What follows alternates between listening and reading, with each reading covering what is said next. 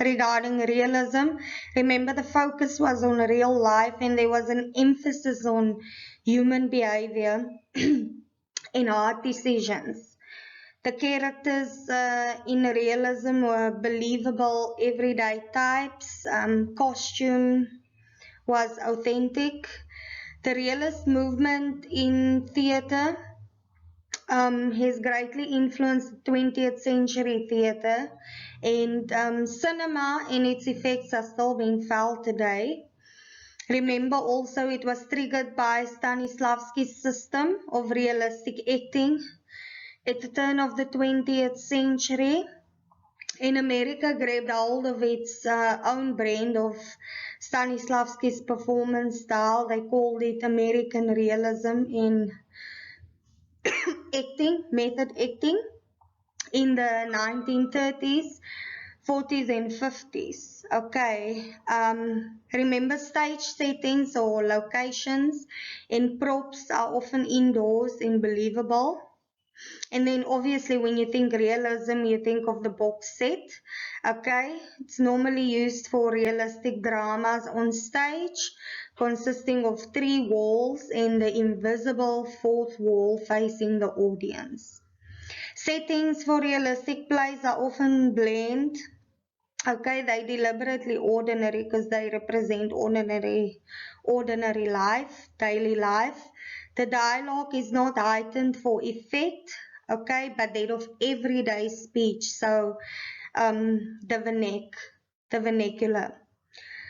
The drama is typically psychologically driven, okay, so where the plot is secondary and the primary focus is placed on the interior lives of the characters.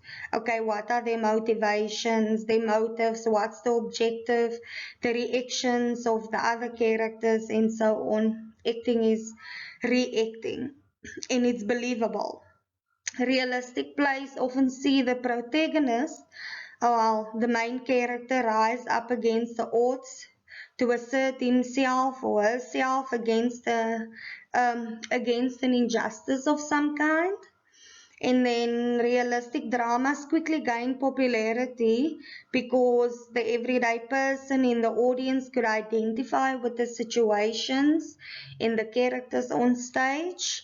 And yeah, important playwrights of the time like Ibsen, okay, who's considered the father of modern realism in theatre.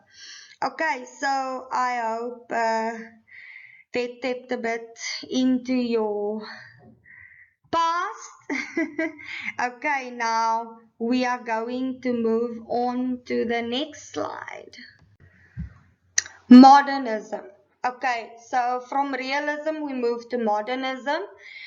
And it's very important for us to look at modernism and to draw comparisons against, between rather, realism, modernism and postmodernism. Okay, if we do that, you get a clearer understanding of the style.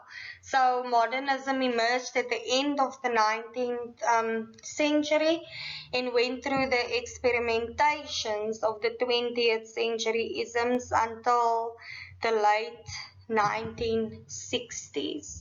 Okay, so let's look a bit at the philosophy. Okay, so the belief system of modernism was grand or master narratives. The stories or societies tell themselves to make a sense of their reality.